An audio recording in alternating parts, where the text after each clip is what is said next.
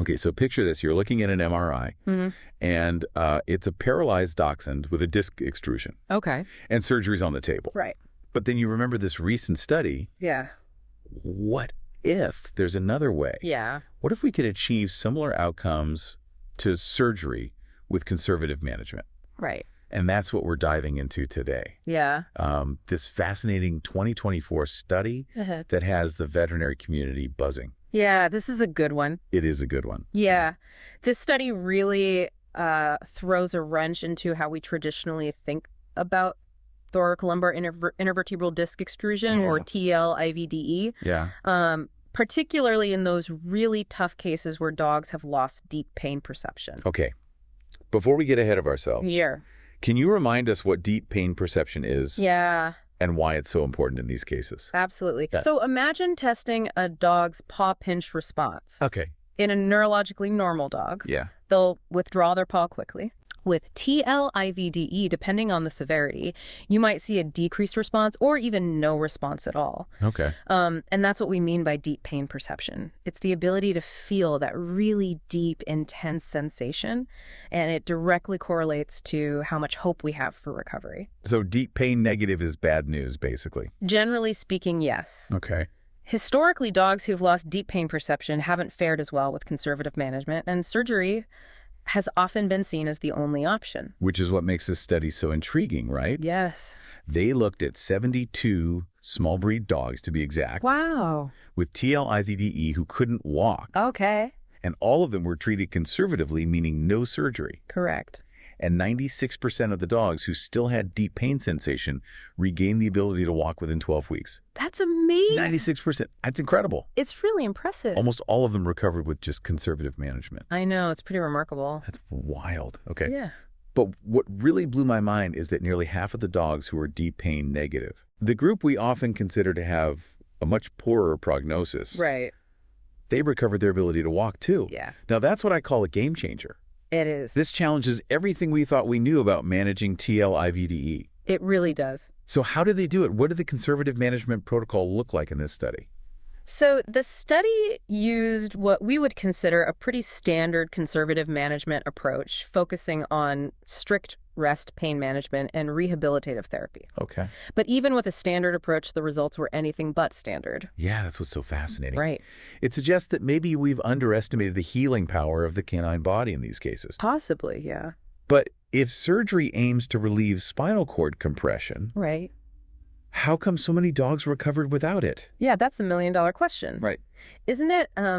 Interestingly, the researchers used MRIs to track how much the slip disc material was compressing the spinal cord throughout the study. And while some dogs did experience a reduction in compression over the 12 weeks, others recovered even though the compression remained the same. Hold on. They regained their ability to walk even though that slip disc was still putting pressure on their spinal cord. Exactly. Wow. This is huge because it suggests that there's more to recovery than just relieving that physical pressure. Okay.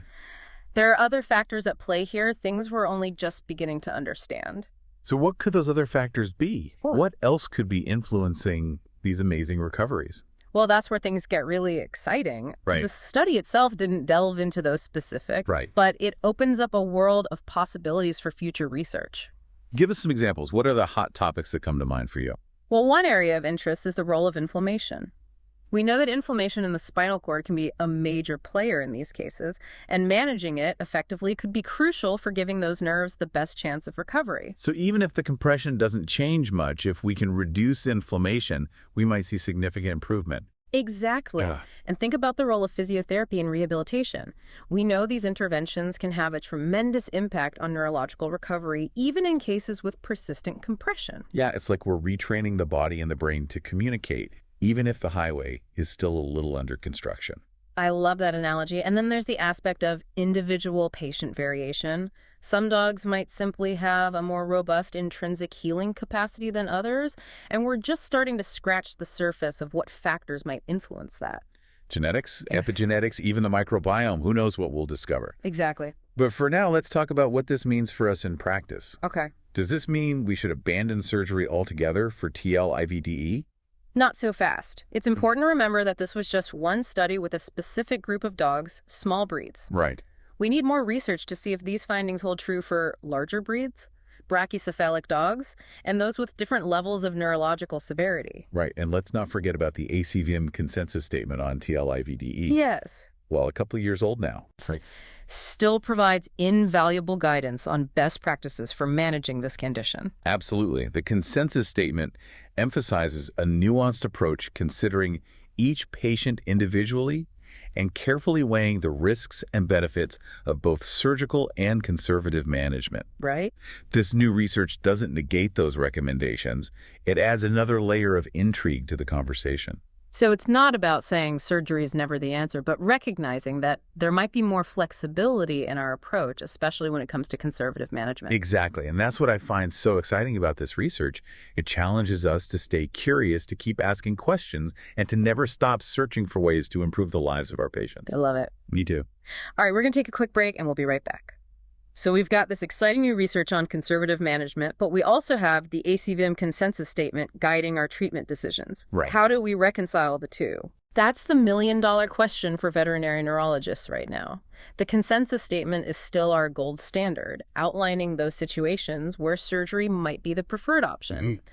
Things like rapid neurological decline or evidence of severe spinal cord compression that's unlikely to improve with conservative management. So it's really about choosing the path that gives that dog the best chance at a good outcome, right? Exactly. And sometimes that means intervening surgically to prevent further damage. Precisely. We have to look at each case individually, considering factors like the dog's age, breed, overall health, and of course the severity of their neurological deficits. And let's not forget about the emotional and financial considerations for the owner. Absolutely. Those are important parts of the conversation too. 100%. It's about finding that balance between what's best for the dog from a medical perspective and what's feasible for the owner in terms of their resources and their ability to provide the care the dog needs. And speaking of care, what specific aspects of conservative management do we need to be extra mindful of, especially considering those deep pain negative dogs? Great question. We know that dogs with TLIVDE, especially those with deep pain deficits, are at risk for complications like urinary tract infections, pressure sores, and muscle atrophy. So those are things we really need to be monitoring closely and addressing proactively. Absolutely. Bladder management is paramount. We need to make sure that bladder is being expressed regularly to prevent infections and keep those patients comfortable. And then there's the aspect of pain management, making sure these dogs are as comfortable as possible throughout the recovery process. And we can't forget about the importance of physical rehabilitation. I imagine it's even more crucial for these dogs to receive targeted exercises and therapies to help them regain strength and coordination. It's not just crucial, it can be life-changing. A good rehabilitation program can make a world of difference in these dogs' recovery, both physically and mentally. It's about giving them the best possible chance to thrive, not just survive. And this study gives us more evidence to support that conservative management can be a powerful tool in achieving that goal. I completely agree. It's an exciting time to be in veterinary neurology with this research opening up new possibilities and challenging our previous assumptions. Now, I know we've been focusing on the positive. Yeah. And rightfully so. Right. But let's be realistic, not every dog will have a miraculous recovery, even with the best conservative management. What are some of the potential downsides or limitations of this approach that we need to be mindful of? You're right. It's essential to be balanced in our enthusiasm. One thing to keep in mind is that conservative management requires a significant commitment from the owner. Okay. We're talking about strict rest, often for several weeks. Wow. Which can be very challenging, especially with active dogs. Yeah, and it can be a long road to recovery. It can. We need to prepare those owners for that and make sure they understand the time commitment involved. Absolutely. And even with the best care, there's always a risk that conservative management might not be enough. Some dogs will still require surgery to have the best chance of regaining function. And that's where those ACVM guidelines are so helpful, right? Right. They provide a framework for deciding when surgery might be necessary, even if we initially attempt conservative management. Exactly. It's about having those open and honest conversations with owners, explaining the risks and benefits of both approaches, and making a decision together that's in the best interest of the dog. And sometimes surgery is the best option. Can you walk us through what that looks like for TLIVDE? Sure. I know the ACVM consensus statement goes into detail about surgical considerations. It does. The most common surgical procedure for TLIVDE is a hemiluminectomy. Okay, for those of us who haven't been in surgery lately, can you break that down? Of course, picture the spinal cord running through a bony canal formed by the vertebrae with hemilaminectomy. The surgeon essentially removes a portion of the vertebral bone to create a window. This allows them to access and remove the herniated disc material that's compressing the spinal cord. So it's a direct way to relieve that pressure. Yeah. It's fascinating to think that with conservative management, we're relying on the body's own mechanisms to achieve a similar outcome just through a different route. Right. Yeah. It really is. And while this recent study has us all excited about the potential of conservative management, it's crucial to acknowledge the expertise involved in performing these spinal surgeries. Absolutely. Veterinary neurosurgeons undergo rigorous training to be able to perform these delicate procedures. Yeah, and the success of surgery, just like with conservative management, depends on so many factors. The surgeon's skill, the severity of the spinal cord injury, the dog's overall health, even things we can't predict, like individual healing capacity.